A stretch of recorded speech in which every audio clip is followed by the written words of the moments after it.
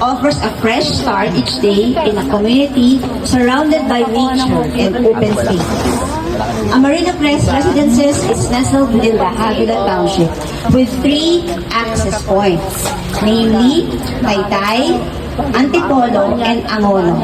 You can easily reach the surrounding areas, plus Metro Manila is just a short drive away. Huwag niyo po kakalimutan yun, ha? Short drive away lang sa Metro Manila.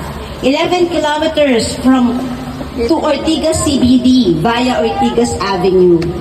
12 kilometers to Quezon City via Marcos Highway. 18 kilometers to BGC Taguig via C5 Road.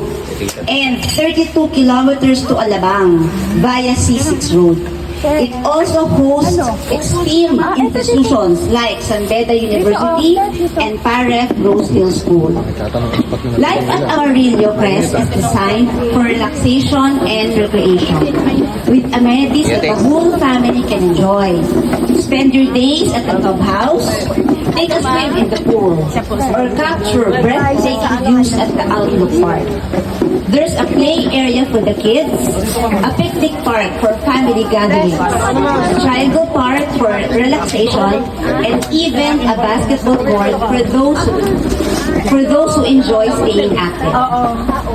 In this exclusive phase, there are only 35 exclusive lots available, ranging from 140 square meters to 258 square meters. This limited offering makes it a rare opportunity to own a place of this serene, elevated community. Here, you get the best of both worlds, the peaceful retreat of nature and the convenience of a quick access in the city.